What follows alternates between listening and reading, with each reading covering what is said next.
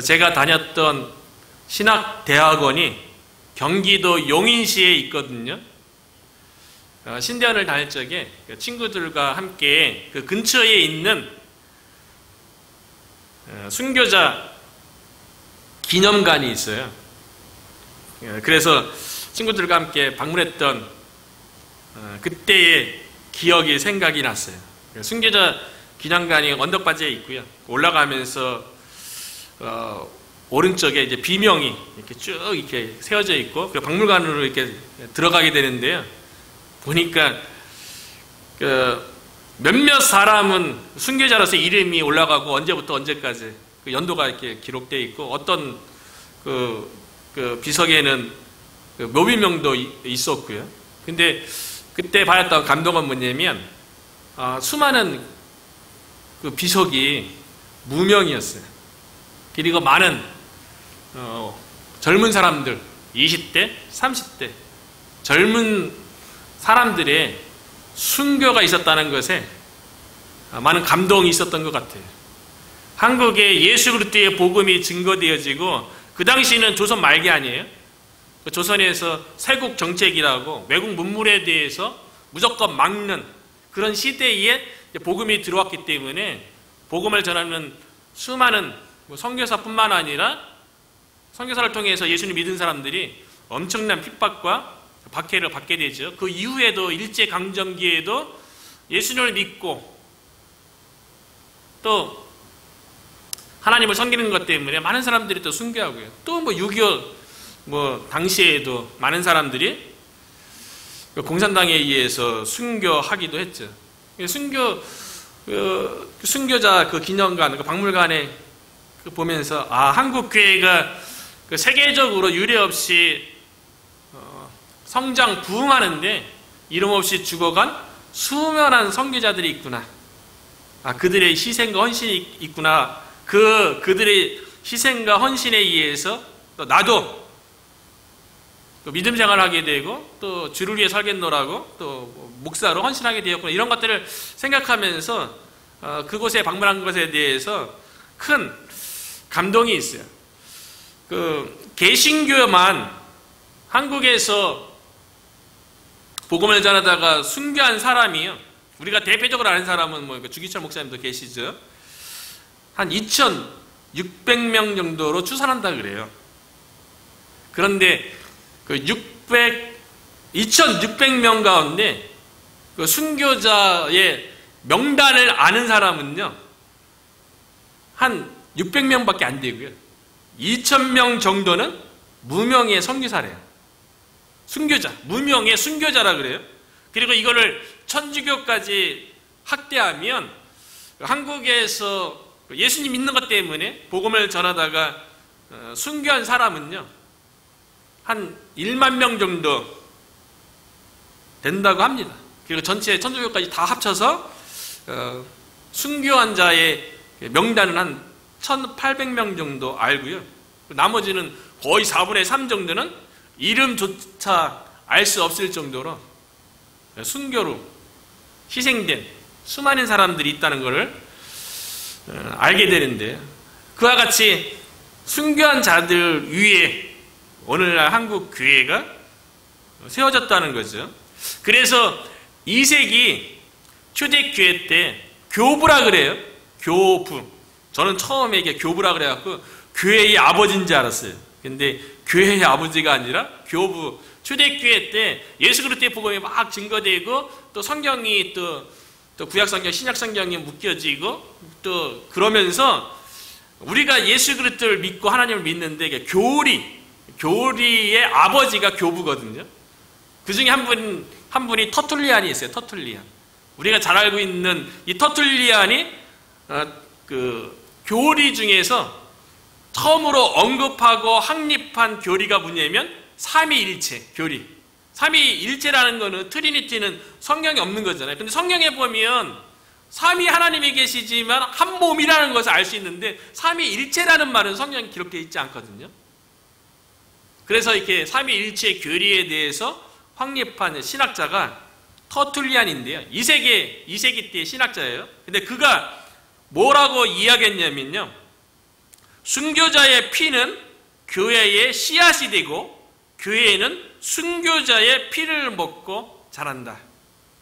이런 말을 했어요. 그러니까 순교자의 피가 없으면 교회가 세워질 수 없다는 거죠. 교회가 성장하고 확장되는 데 있어서 순교자의 피를 먹고 교회가 세워졌다는 거예요. 오늘 본문에 보면 스데반 지사님의 순교 이후에 초대교회에 어떠한 일이 일어났는지에 대해서 기록하고 있어요. 스데반 지사님이 초대교회에 7명의 집사로 세워져서 아주 뛰어난 지사님이었죠. 성령과 권능이 충만했고 지혜와 믿음도 충만해서 초대교회 가운데 능력 있는 복음 전파 사역도 감당했고요. 그리고 복음 전하다가 사내들인 공회에 잡혀왔을 때에는 구약 성경에 대해서 탁월하게 이해해서 구약 성경을 통해서 예수 그리스도를 변호하고 증거했던 아주 탁월한 인물이에요. 그렇기 때문에 인간적으로 생각하면 젊은 나이에 스데반 집사님이 하나님께서 그렇게 탁월한 하나님의 사람, 믿음의 사람을 초대교회가 더 성장하고 부흥할 수 있도록 생명을 더 주셔서 유대뿐만 아니라 이방 지역에도 사도 바울처럼 막 다니면서 복음을 능력 있게 증거해서 수많은 영혼들을 구원하고 수많은 교회를 세우는데 스데반 집사님이 사용됐으면 좋겠다는 인간적인 생각이 들 수 있죠. 그런데 스데반 집사님이 젊은 나이에 예수 그리스도의 복음을 변호하다가 돌에 맞아서 죽었다는 거예요. 순교한 거죠. 어찌 보면 스데반 집사님 입장에서는 안타까운 일이죠. 비참한 일이죠. 돌에 맞아 죽는 일이 흔한 일은 아니잖아요. 그런데 스데반 집사님의 이 순교가 결코 헛되지 않다는 거예요. 인간적인 생각에는 젊은 나이에 일찍 순교한 것에 대해서 안타까울 수 있는데요. 하나님의 주권 가운데 스데반 집사님의 순교를 바라보게 되면 하나님의 계획 가운데는 스데반 집사님의 순교를 통해서 초대교회에 더 큰 하나님의 영광을 드러내기 위한 하나님의 뜻과 계획이 있었다는 거예요. 그래서 1절에 보면 사울은 그가 죽임 당함을 마땅히 여기더라. 그날에는 스데반 집사님이 순교당한 그 날이에요. 예루살렘에 있는 교회에 큰 박해가 있어. 스데반 집사님이 복음 전하다가 순교당한 이 사건으로 인해서요, 예루살렘에 있는 교회, 예수 그리스도를 믿는 자들에게 큰 박해가 주어지는 거예요. 그것 때문에 사도 외에는 다 유대와 사마리아 모든 땅으로 흩어지니라. 여기서 주목할 것은요, 그날에 스데반 집사님이 순교한 그날에 예수 그리스도의 복음이요 유대와 사마리아 모든 땅으로 흩어지니라. 이게 중요한 거예요. 스데반 집사님의 순교 사건을 통해서 예루살렘 교회에 박해가 주어지고요, 그 박해 때문에 예수님을 믿는 수많은 성도들이 막 흩어졌어요. 그래서 예수님 믿는 유대인들이 유대 지역에만 머물렀던 것이 아니라 이 복음이요, 예수를 믿는 성도들이 가지고 있는 이 복음이 유대를 벗어나서 이방인 지역인 사마리아까지 가게 되었다는 거예요. 스데반 집사님을 통해서 하나님께서는 초대교회가 유대 지역에만 머무르지 아니하고 유대 밖으로 복음이 증거되는데 스데반 집사님의 순교를 하나님께서 사용하는 놀라운 계획이 있었다는 거예요. 유대인들이요, 구약에도 그렇고 신약에도 그렇고 유대인들은 유대주의라는 말이 있어요. 유대인들은 자신들이 하나님으로부터 말씀을 맡았잖아요. 그리고 유대인을 통해서 구원이 이루어지다 보니까 예수 그리스도가 오다 보니까 예수님을 따르던 제자들조차도요, 유대주의 성향이 있는 거예요. 예수님이 하나님의 아들 그리스도라고 유대인들 중에 오순절 성령 강림 사건에 의해 초대교회가 제자 수가 많아지면서 많은 사람들이 예수님을 믿었지만 그 유대인들이요 여전히 유대주의에 젖어 있는 거예요. 그래서 복음을 유대인들만을 마치 위한 것처럼 초대교회 때 얼마나 많은 표적과 기사가 일어났습니까? 핍박과 박해, 생명의 위협이 있었지만 복음의 능력이 있고 증거되어서 많은 제자들이 있었다고요. 그럼에도 불구하고 그 복음이 유대 지역에만 머무는 거예요. 유대인들이 유대주의 생각을 가진 거죠. 기독교를 유대인의 민족 종교로 생각하는 거예요.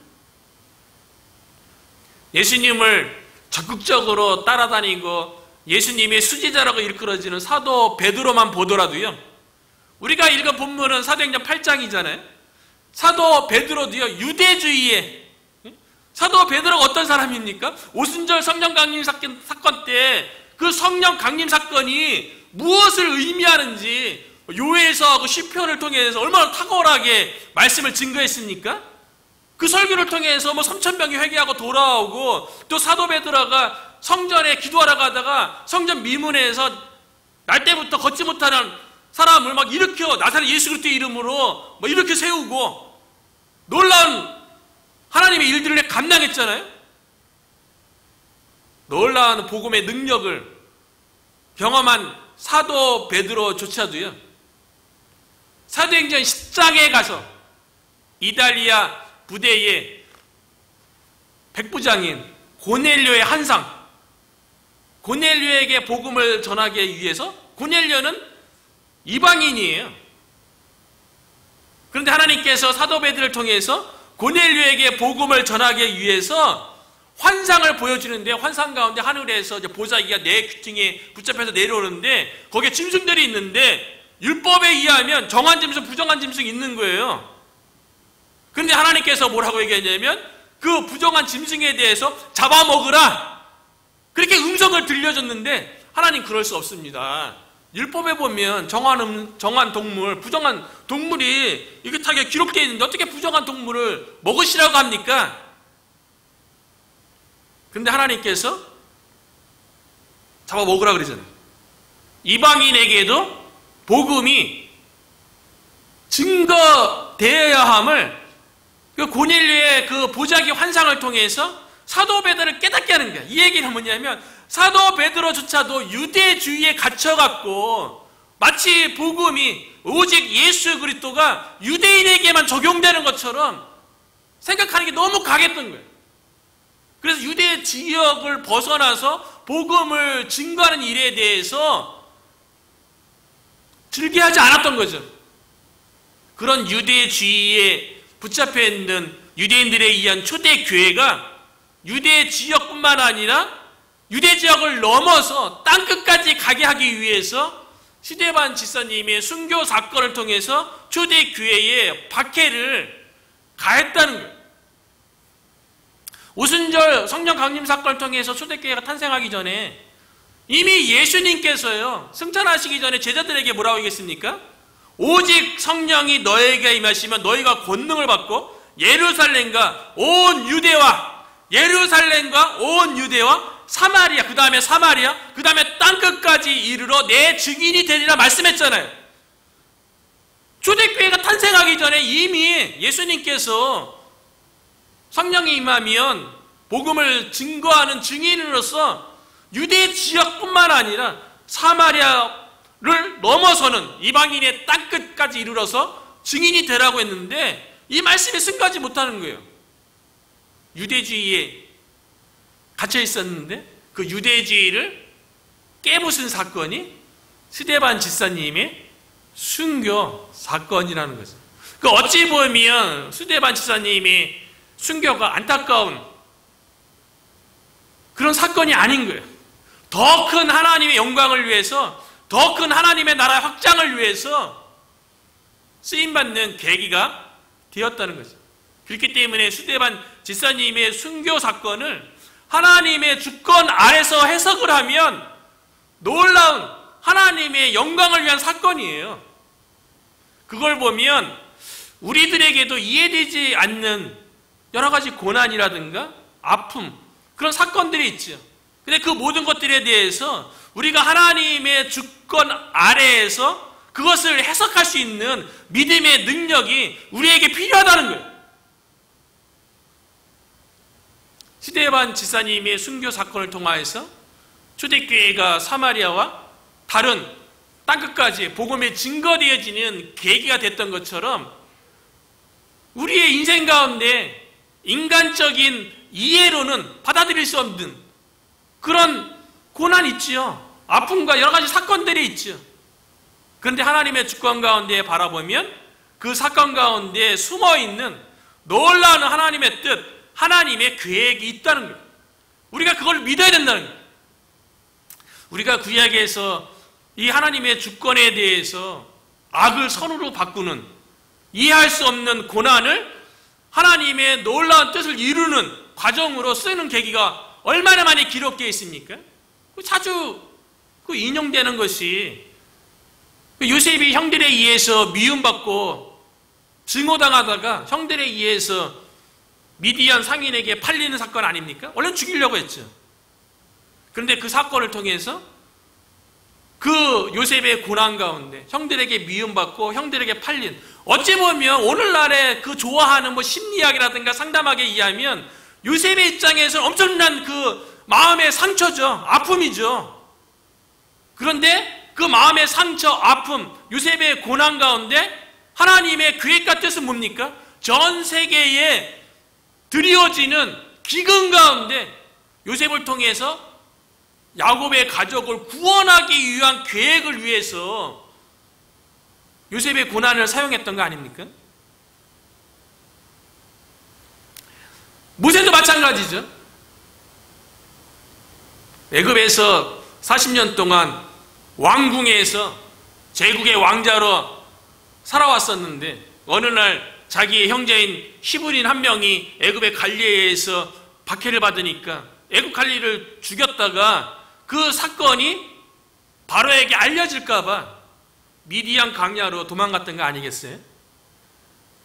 40세에 애굽의 그 권세, 애굽의 그 지위, 그 애굽의 그 지혜를 가지고 자기 동족 중에 한 명을 좀 구원하려고 했는데 모세 입장에서는 어찌 보면 이해가 안 되죠. 억울할 수 있죠. 그 일로 인해서 미디안 광야에서 40년 동안 누구도 알아주지 않는 무명의 목자가 되어서 40년을 보냈어요. 근데 의미가 있는 것 같아요. 그 애굽의 이인자로서 왕자로서 쓰임 받으려고 하면 모세가 얼마나 교만하겠어요. 그런데 하나님께서는 교만한 자를 쓰는 게 아니죠. 미디안 광야에서 모세가 40년 동안 보냈던 거는 그 애굽에 있었던 그런 모든 교만한 것들을 죽이기 위해서 겸손하고 낮아지고 내가 아무것도 아니구나라고 느낄 정도. 그러니까 애굽에서 40년이었기 때문에 미디안 광야에서 40년 동안 보낸 거예요. 어찌 보면요. 40년 동안의 고면을 40년 동안 겸손케 하는 과정을 거쳤던 거죠. 그리고 80세 때 모세가 하나님 앞에 쓰임받은 거죠. 모세가 40세에 일어났던 그 고난, 이해할 수 없는 그 도망가고 피해 있어야만 한 그 상황, 그 가운데 하나님의 놀라운 계획과 뜻이 있었던 거죠. 하나님의 주권 가운데 바라보면 우리의 인생 가운데 직면한 여러 가지 고난과 아픔들에 대해서 하나님께서 그것을 쓰시기 위한, 그것을 위해서 하나님께서 놀라운 일들을 행하기 위한 계획이 있다는 것을 우리가 믿기를 주님의 이름으로 축원합니다. 스데반 지사님의 순교 사건, 이 사건을 통해서요, 예루살렘에 있었던 초대교회 성도들이 사마리아 그리고 모든 땅으로 흩어졌는데, 흩어진 그들이 한 일이 무엇이냐면 복음의 말씀을 전하는 거예요. 흩어진 사람들 가운데 한 명이 오늘 본문에 언급되어져 있는데요. 우선 흩어진 사람들이 한 것이 무엇이냐면 4절에 보니까요, 그 흩어진 사람들이 두루 다니며 복음의 말씀을 전할세. 여기서부터 4절부터 되게 중요해요. 그 전에 그 스데반 지사님이 순교하는 그 일을 그 사울이 마땅히 여기고 또 사울이 3절에 보면 교회를 전멸시키려고 하죠. 그리고 각 집에 들어가서 남녀들을 끌어다가 옥에 넘기고 막 이런데, 근데 이걸 보면서 그런 사람이 있어요. 예수 그리스도의 복음을 받아들이지 않고 오히려 적대하고 대적하는 사람들 가운데 자기 자신이 옳다는 것을 보이려고 오히려 잘못된 것을 더 잘못된 길로 가는 사람들이 있어요. 사울 같은 사람이죠. 그런데 이렇게 스데반 지사님의 순교 사건 가운데 사울의 이야기를 언급한 거는 나중에 이 사울이 사도 바울이 되는데 얼마나 부활하신 예수 그리스도를 믿어서 극적으로 삶이 변화되어졌는지를 보여주기 위함인 거죠. 그래서 우리가 그런 얘기를 하잖아요. 예수 그리스도를 믿어도 두 종류의 믿는 과정이 있다. 사울처럼 예수님을 믿는 경우가 있고 또는 디모데처럼 예수님을 믿는 경우가 있다. 사도 바울은 예수님에 대해서 대적하고 반대하다가 부활하신 예수님을 만난 다음에 완전히 180도 한순간에 변화되었죠. 그래서 오히려 복음을 전파하고 복음에 대해서 변화하는 그런 일들을 하잖아요. 그렇게 예수님을 믿는 사람들이 있죠. 예수 그리스도를 믿고 한순간에 거듭나서 완전히 바뀐 그런 사람들도 있고요. 반면에 디모데 같은 사람은 어머니하고 외할머니 로이스와 유니게의 믿음을 잘 물려봐서 어려서부터 성경을 알았고, 그래서 언젠지 모르지만 믿음의 가정 가운데서 어느 순간 예수님을 믿고 구원의 확신이 없고, 근데 언젠지 모르지만 예수님을 믿은, 서서히 믿은 그런 디모데식으로 예수님을 믿는 사람이 있는 거죠. 그러니까 중간에 이제 사울이 교회를 잔멸하려고 했던 이것이 기록되어 있고, 그로 인해서 흩어진 사람들이 복음의 말씀을 전했다 그러는데요. 이때부터가 되게 중요해요. 복음이 유대 지역이 아니라 유대 밖 사마리아에서 이제 복음의 말씀이 증거되어지는데요. 복음의 말씀을 전할세. 복음의 말씀을 전했다는 것이 뭐냐? 참 교회에 다니면서 가장 많이 듣는 단어 중에 하나가 복음이라는 거죠. 그런데 복음이 뭐예요? 초대교회가 박해를 받아서 흩어진 성도들이 전도하는데 복음의 말씀을 전했대요. 전도가 복음의 말씀을 전하는 건데 교회에서 가장 많이 듣는 단어 중에 하나가 복음 아니겠어요? 그리고 전도하기 위해서 복음의 말씀을 전해야 되는데 복음이 무엇이에요? 라고 이렇게 물어보면 듣기는 많이 들어갔고 감은 좀 있는 것 같은데 복음의 말씀을 통해서 전도할 수 있는데 복음이 무엇인지 이렇게 쉽게 이렇게 설명하려고 그러면 참 쉽지 않다는 것을 보게 돼요. 복음은요, 영어 성경에는 가스펠이죠. 그러니까 복음, 그러면 이거는 복된 소식, 한국말로 하면. 근데 복음인데 이건 영어로는 가스펠이고요. 이 복음을 풀어주면 좋은 소식이 되는 거예요. 좋은 소식, 복된 소식. 영어로는 good news가 되는 거죠. 근데 복음의 말씀이 무엇인지 성경에서 잘 설명해주는 장면이 어느 장면이냐면요, 아기 예수님께서 베들레헴에 탄생했을 적에 주의 사자, 천사가 베들레헴 들녘에서 밤에 양을 지키던 목자들에게 나타나서 전하는 소식을 보면 복음의 말씀이 무엇인지 좀 이해하는데 많은 도움이 되는데요. 누가복음 2장 10절에 보면 천사가 이르되 무서워하지 말라. 보라, 내가 온 백성에게 미칠 큰 기쁨의 좋은 소식을 너희에게 전하노라. 큰 기쁨의 좋은 소식. 영어로는 Good News of Great Joy예요. 큰 기쁨을 가져다주는 복음이에요. 오늘 설교 제목이 복음의 말씀으로 주어진 큰 기쁨이잖아요. 우리 가운데 큰 기쁨이요, 복음을 통해서 주어지는 거예요. 그 천사가 목자들에게 큰 기쁨의 좋은 소식, 복음이죠. 좋은 소식이 복음이죠. 전하는데 그 내용이 무엇이냐면 누가복음 2장 11절에 보면 오늘 다윗의 동네에 너희를 위하여 구주가 나셨으니 곧 그리스도 주시니라. 이게 복음이에요. 구주가 나셨는데, 구원자가 나셨는데 그가 그리스도 주라는 거예요. 이게 복음의 말씀이에요. 이것을 복음에 대해서 가장 간단하고 정확하게 정의한 것이 마가복음 1장 1절이에요. 하나님의 아들 예수 그리스도의 복음의 시작이라. 복음의 정의를 정확하게 해주죠. 복음이 무엇이냐면 하나님의 아들이신 예수님이 그리스도다. 이게 복음이에요. 그 내용은 시작이라 그렇게 마가복음에 기록된 걸 보면 예수님의 탄생부터 예수님의 고난, 십자가에서 죽으심, 3일 만에 부활하시고 승천하신 그 전체의 내용이 다 복음이에요.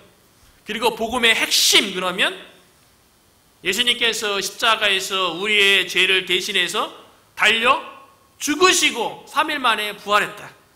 십자가의 죽으심과 3일 만에 부활, 이것은 핵심이고요. 예수님의 탄생부터 승천까지, 예수님의 생애와 승천까지 모든 내용이 복음이에요. 하나님의 아들이신 예수님이 그리스도라는 것을 보여주는 거죠. 그러니까 예수님 당시에는, 유대 사이에는 초대교회 성도들이 전도를 어떻게 했습니까? 그리스도를 전했다는 거예요. 그러니까 유대인들은 그리스도 그러면 무엇을 의미하는지 다 알아요. 근데 오늘날에는 그리스도 그러면 못 알아듣죠. 그리스도에 대한 문화적인 배경이 없으니까, 역사적인 배경이 없으니까요. 그래서 오늘날에는 그리스도에 대해서, 복음에 대해서 오늘날에는 풀어주는 게 전도인 거예요.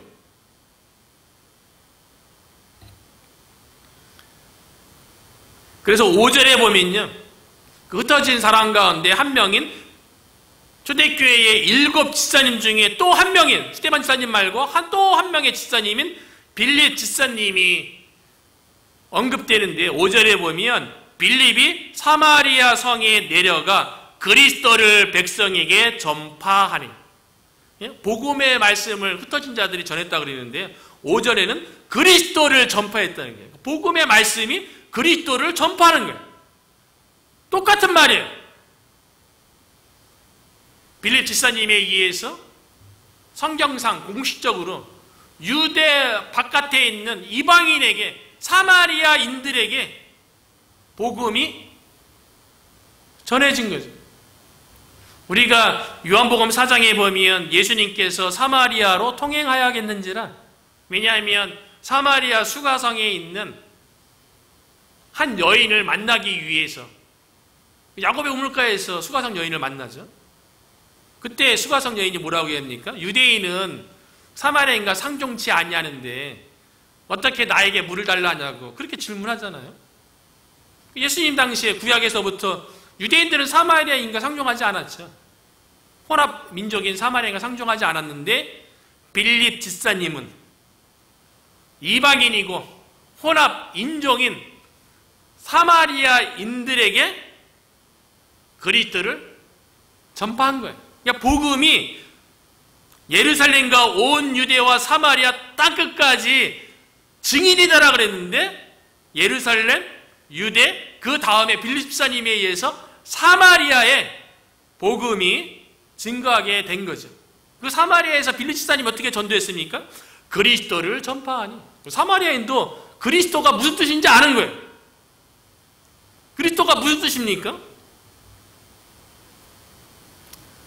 히브리어로는 메시아, 헬라어로는 그리스도. 메시아가 그리스도 똑같은 말이에요.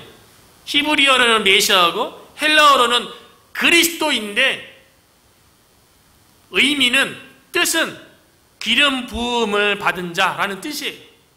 그러니까 구약에는 메시아가 되게 많아요. 기름 부음을 받은 자들이 누가 있습니까? 왕이 기름 부음 받았어요. 그리고 선지자가 부음을 받았고요. 제사장이 기름 부음을 받았어요. 그러니까 구약에는 메시아가 많아요. 그런데 하나님의 아들인 예수님께서 이 땅에 오심으로 메시아가 하는 일, 왕의 직분, 선지자의 직분, 제사장의 직분, 왕은 다스리는 일을 하죠. 선지자는 하나님을 알게 하는 일을 하죠. 제사장은 죄를 용서하는 일을 하죠. 이 세 직분을 예수님께서 그리스도로 완성하신 거예요. 구약에는 그리스도, 메시아가 많았어요. 그냥 구약의 메시아는 일반 명사예요. 기름 부음 받은 왕도 있고 제사장들도 많고 뭐 선자들도 많으니까요.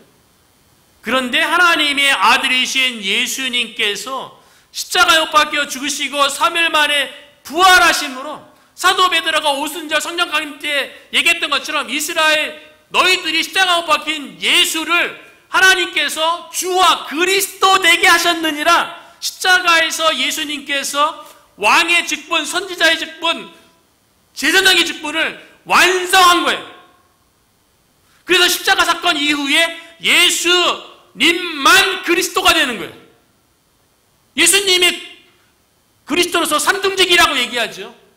왕직, 제사장직, 선지자직을 완벽하게 이루셨기 때문에 예수님만 그리스도가 되는 거예요. 그러니까 신약의 그리스도는 예수님에게만 적용되어지는 고유 명사가 되는 거죠. 이것을 풀어주는 게 전도가 되는 거죠. 유대 지역이나 사마리아 지역에는 뭐 다 이해하죠. 그러니까 그리스도를 전하면 뭐 사마리아 그 성에서도 그 수가성 여인이 물 길렀다가 물동이를 내버려 두고 자기 마을에 딱 들어가서 외친 말이 무엇입니까? 내가 메시아를 만났다. 그러니까 사마리아 사람들 다 이해하는 거예요. 메시아가 구세주라는 것에 대해서 다 이해하는 거죠. 빌립 집사님을 통해서 사마리아 지역에 그리스도가 전파되었어요.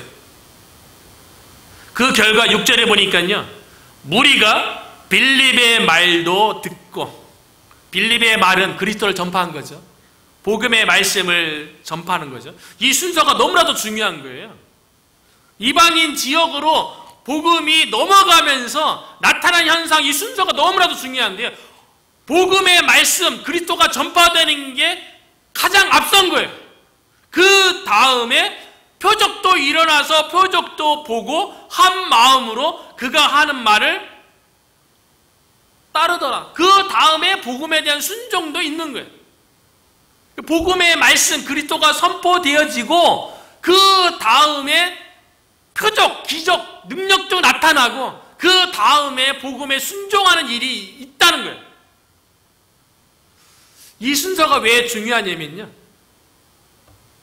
표적, 뭐 능력, 기사, 그 이후에 복음이 있는 게 아니에요. 근데 오늘날에 많은 집회, 많은 그 모임 이런 데에서 참 신비한 체험을 강조하죠. 은사를 강조해요.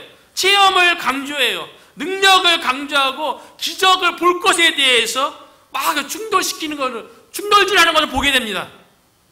근데 그런 모임과 그런 집회, 그런 설교하는 자들을 내용을 잘 들어보세요.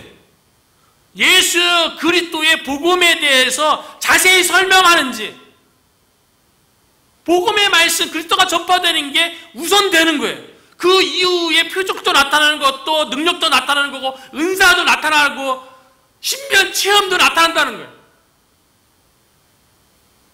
근데 많은 집회 가운데 오늘날 복음에 대한 설명을 하지 않으면서 신비한 체험 강조하고, 은사 강조하고, 능력 강조하는 그런 집회가 얼마나 많습니까?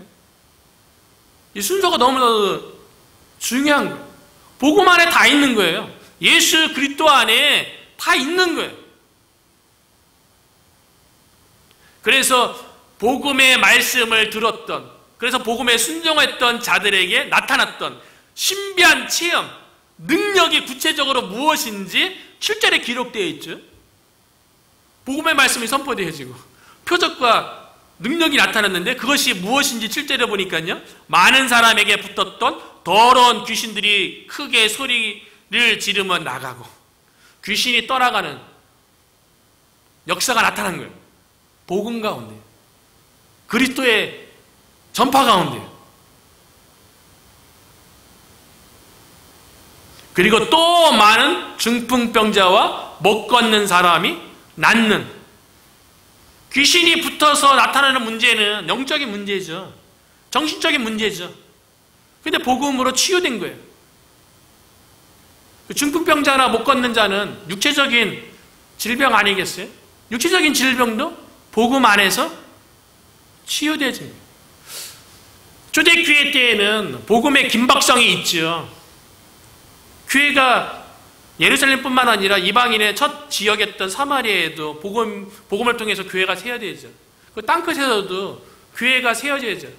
이방 문화가 강한 그런 우상숭배가 심한 곳에 교회가 세워져야 되니까 하나님께서 영적으로 귀신의 역사 가운데에도 눈에 보이게 역사했던 거죠. 그 육신의 질병조차도 복음 가운데 고침받는 그 당시에는 있었던 거예요. 그런데 복음도 예수님이 그리스도고 주님 된다는 고백 아니겠어요? 그런데 주님 된다는 게 뭐겠어요? 예수님의 주권 가운데 있다는 거예요.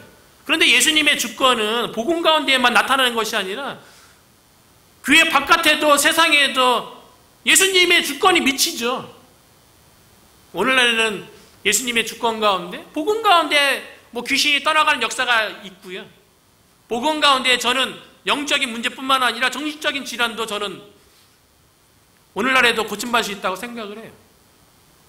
그 복음 가운데, 하나님의 주권 가운데 필요하면 의술을 통해서 또 약을 통해서도 치료할 수 있고요. 육신의 문제도 마찬가지죠. 오늘날에 의사가 세워지고 수많은 약품들이 개발된 것도 하나님의 주권 가운데 다 일어나는 거 아니겠어요? 그거를 사용해서 고칠 수도 있는 거죠.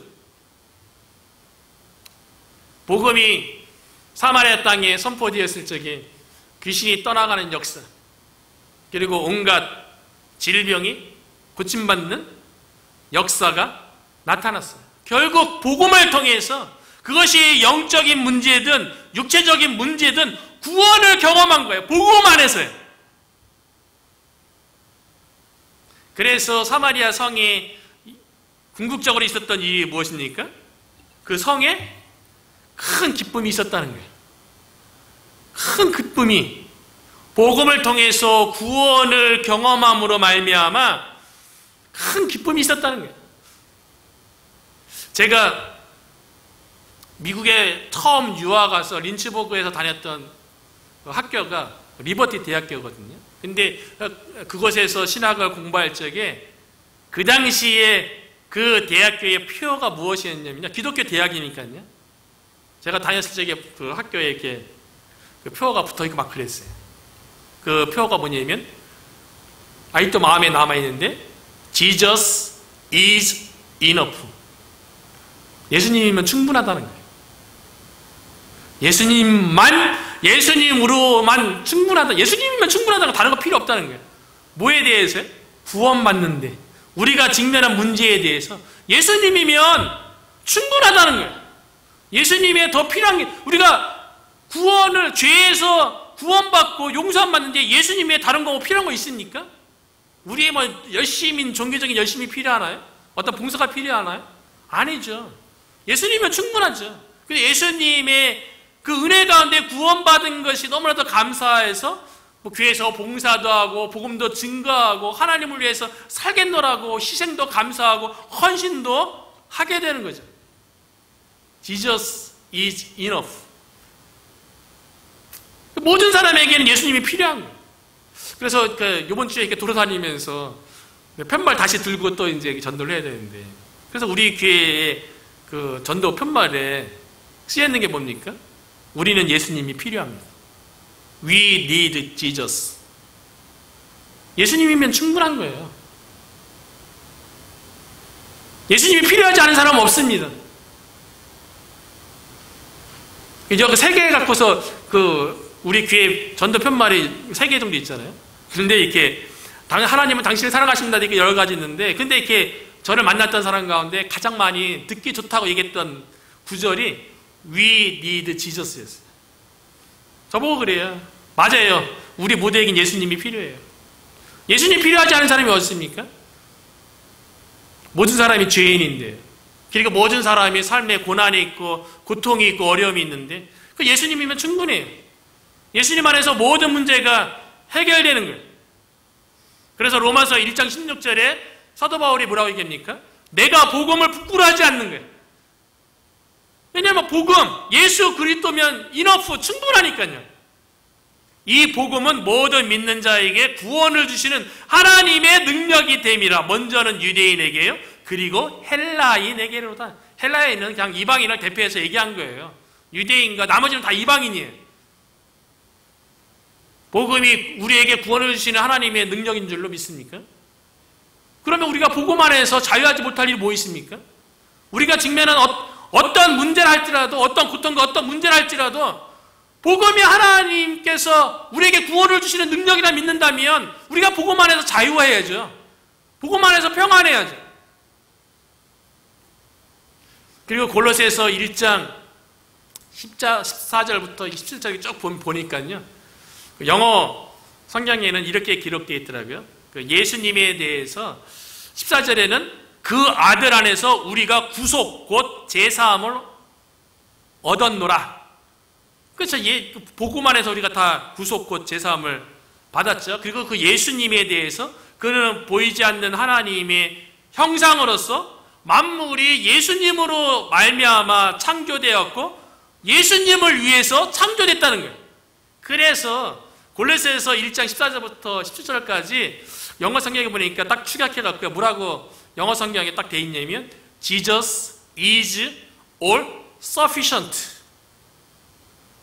예수님이 우리의 삶의 모든 것에 대해서 충분하다는 거예요.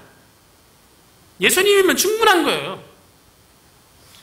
그래서 빌립보서 4장 19절에도 보면요, 나의 하나님이 그리스도 예수 안에서, 그리스도인 예수, 복음 안에서 영광 가운데 그 풍성한 대로 너희 모든 쓸 것을 채우시리라. 우리에게 필요한 모든 것도 채우시는데 복음 안에서요.